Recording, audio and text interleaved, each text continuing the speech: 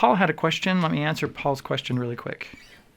Okay, I'm using a Boss GE7 equalizer, and these are my settings right there. I actually have the volume on just the middle, and I boost the 200s just a little bit, the 400 and the 800. Everything else is flat. I drop off the 6.4K just a little bit on my guitars. That's normally the way I do it, just a little bit. And it really boosts it. It boosts the sound and makes it sound really good when I'm online and when I'm going direct.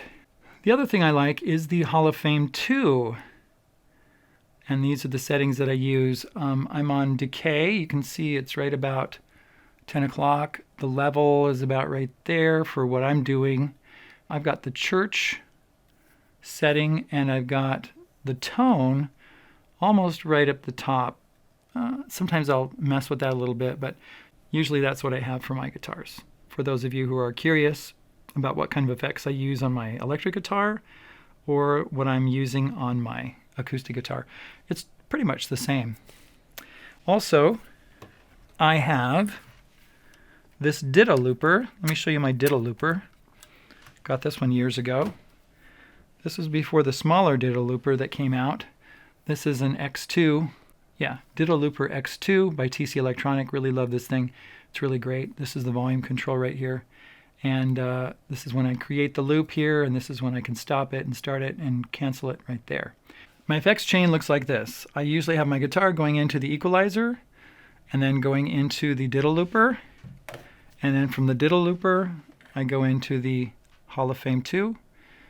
And then I go directly into my mixer and then into the computer. Let's put these effects on the floor, and we'll just show you exactly how it looks as you're working with the effects chain. There's my equalizer GE7, my Ditto Looper X2, and the Hall of Fame 2.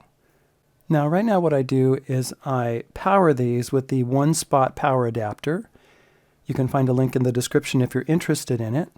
You take this end, plug it into the wall, and then the other end goes into your effects pedal, just like this. Now, if you have multiple effects like I do, then there is an extension that helps you to power multiple effects pedals all at the same time. So you just plug them in like this. One right after the other. And you're ready to go. Now what you want to do is you take your instrument cable and plug it into the input where you're going to start your chain. Now we go from the output of one into the input of another one.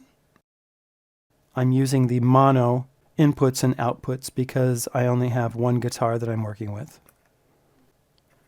This Ditto Looper X2 and also the Hall of Fame 2 can be stereo. At the end of your effects chain, then you plug into an amplifier or a mixer depending if you're going to go direct or not. Now this particular effects chain looks a little messy because I don't have them connected to a pedal board, which is a whole other discussion. A more in-depth discussion about pedal boards can be found at Rhett Shull's channel. The link to his video, How to Build a Pedal Board, a Beginner's Guide, is in the description of this video if you want to go watch it.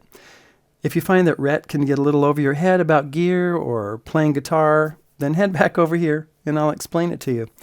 Anyway, that's all I have for you today. Thanks for watching, and we'll see you in the next video.